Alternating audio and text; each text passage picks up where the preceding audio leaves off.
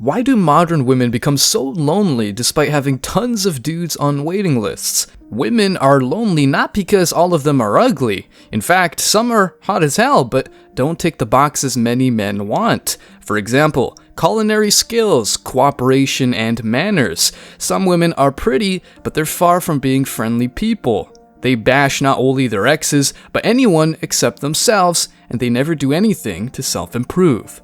In the meantime, a minority of women marry, have kids, and make their husbands' lives easier. Decent men are doing the work to improve themselves, so they hit the gym, learn valuable skills, and hustle multiple hours a day. These men build society, and some of them even become top-tier kind of men, and end up being desired by women and respected by men.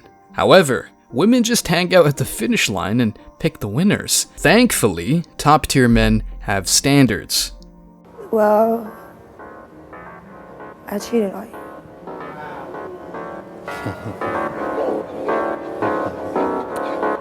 Nice to meet you, Steve. Good night, sweetheart. Nice to meet you. I don't want to know anything. Are you serious? Wait, are you serious? She belongs to the streets.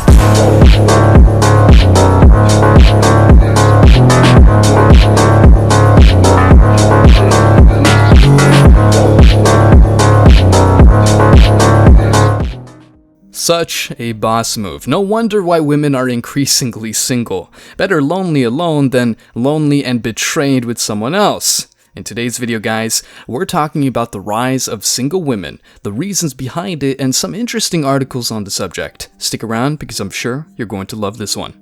But before we go any further, let me share the comment of the day. Shout out to Arthur Williams. He said, "Has anyone seen a company/commercial or magazine that promotes plus-size males? I see a lot for women." And that's exactly right. Women and men are not held to the same standard, and we are not held to the same delusions. Please don't forget to reach out to us by email to claim your $5. As usual, guys, I'll pick one comment from each video. It may be the funniest, the most liked, or one that touched me, so don't forget to leave a comment and you may be our next winner. Make sure to hit the like and subscribe buttons too, as it helps a lot. And now, back to the video. I don't ever slow up, no I don't take shit. I got no love for the fakeness. If you wanna play tough and wanna hate this, I'll always show up.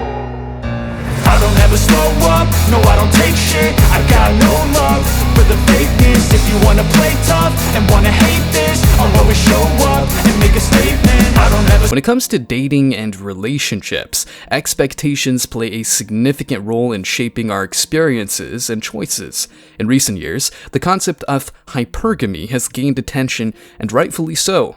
Hypergamy refers to the tendency to seek partners of higher social status, especially among women. While it's important to acknowledge the desire for personal growth and ambition in a partner, some people argue that it's equally essential to recognize that compatibility extends far beyond just socioeconomic factors. That sounds good, but no woman is ever marrying a beggar, and a smart man is not marrying a 304. Unless it's Riley Reid's husband, of course. Women claim that hypergamy is often portrayed as a negative trait, particularly when discussing women's preferences in partners. Obviously, both men and women can have expectations when it comes to relationships. Personal values, aspirations, and shared goals should be considered when seeking a compatible partner. We all agree there, so when men do not want to marry women who have racked up a bunch of bodies and have a rotation of men/waiting list, no one should care. However, modern-day women say this is insecure. And what happened was, with Instagram, women that were otherwise limited to their immediate geographic area to mate select now had an abundance of options of men all over the world. So a girl in the middle of nowhere, she would be limited to the people in her vicinity, right?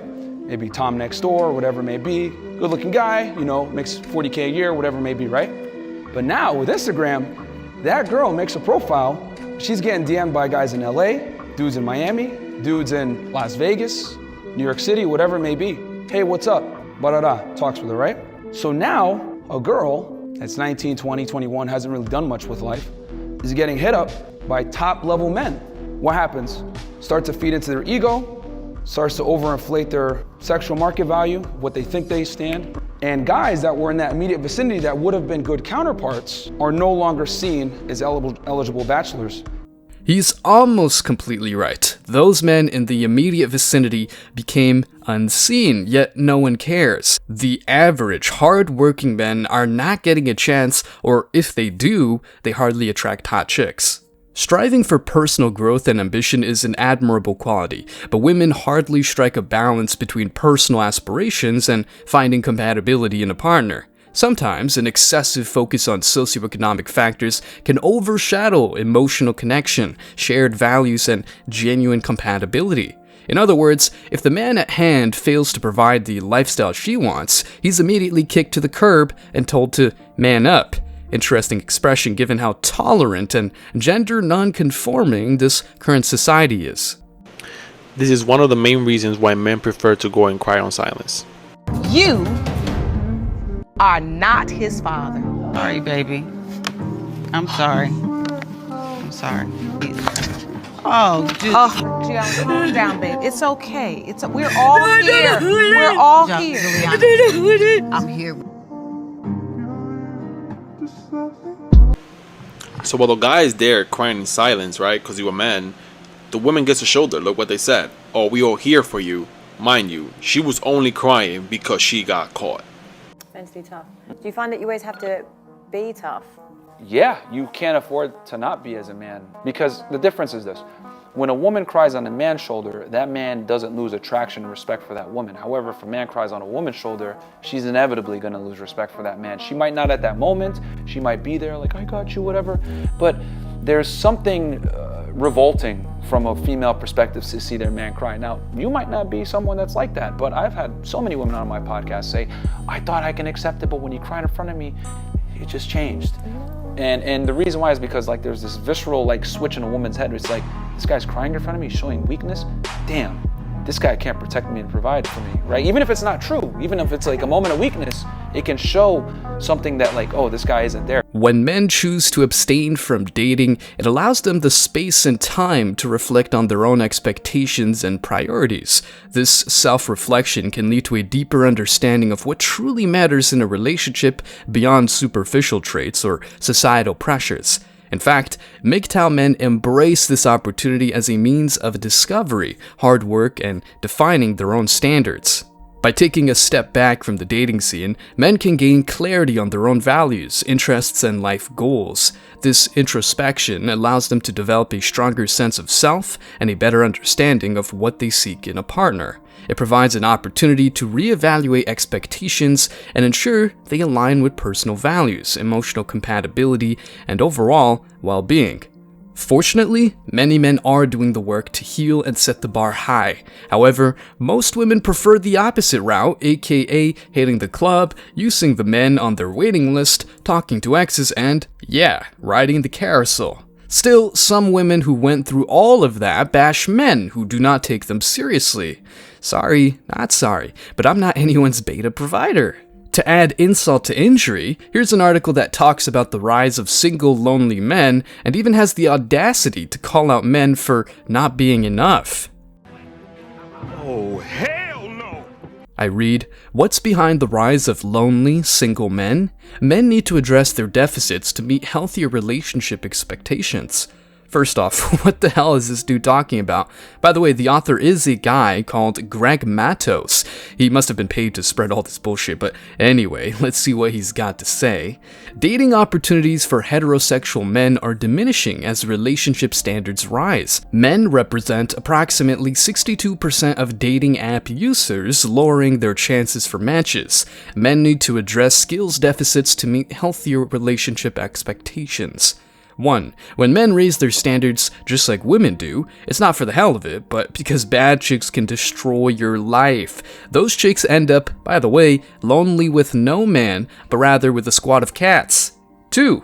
Yeah, men are the majority there, and most of them are only looking for casual relationships, not wives. And 3. What skill deficits does he mean? Working too much? Not making 100K a year? Not being chivalrous? Hold on. Men are not chivalrous anymore because there's no incentive whatsoever. And what you were saying before, as far as like guys putting like their suit jacket on the ground for a woman to walk over a puddle, chivalry used to be a thing, but nowadays, since women are equal and they're independent and they're strong, Why should I open the door for you? yeah, why are you going to help someone that doesn't need it, so to speak? Here's the other part too. Treating a woman chivalrous in the United States will come back and punish you. Versus I have friends that go to other places in Eastern Europe, etc., right? Maybe with some Ukrainian women, Romanian women, whatever. They'll bring a girl a flower on the first date. They won't get punished for it like with an American girl. Yeah. An American girl will say, oh, this guy's a sucker. Let me see if I could siphon off some money and attention from He's him. assuming things. They're like, yo, why is he being so nice to me? What does he want? What's the angle? Yeah. That's what I said.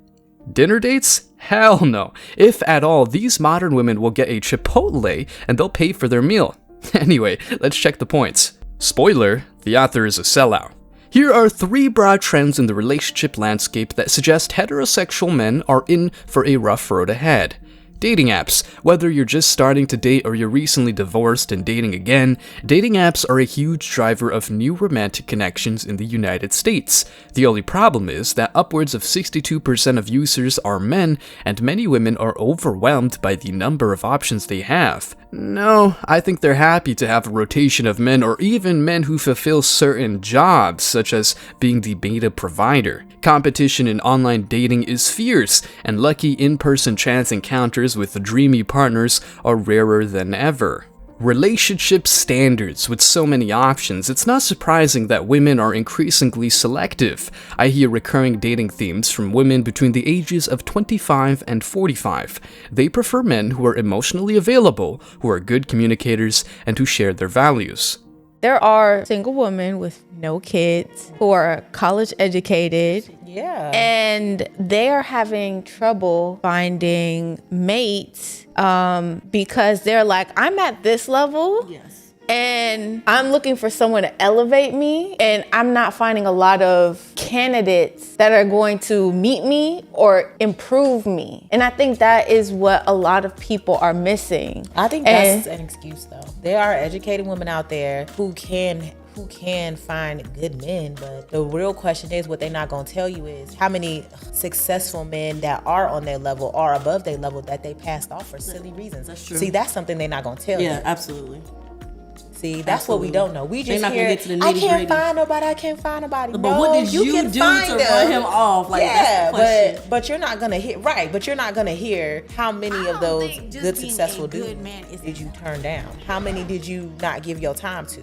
Well, guess what? When men are upfront and offer the very skill of communication, they're pretty much the devil incarnate. Especially when they openly say they want a modest woman who does not hit the club or drink. Standards, nothing personal.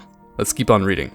Skills deficits. For men, this means a relationship skills gap that, if not addressed, will likely lead to fewer dating opportunities and longer periods of being single. There's less patience for poor communication skills today. The problem for men is that emotional connection is the lifeblood of healthy, long-term love, and it requires all the skills that families still are not consistently teaching young boys. It all sounds good, but here's the question. Are women putting in the work?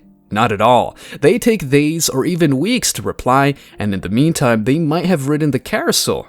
Thank you, but no thank you.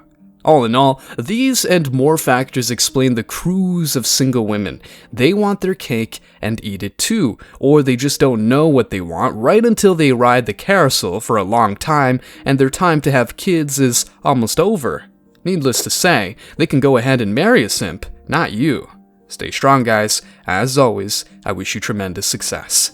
Now it's your turn. What do you think? Why do you think women are increasingly single? Let me know your thoughts in the comment section below. Remember that if you leave the best comment, you will get $5. Thank you so much for watching. If you found value in this video, hit the like and subscribe buttons, ring the notification bell so you don't miss out on future uploads, drop a comment, and share it. See you in the next video. Till next time.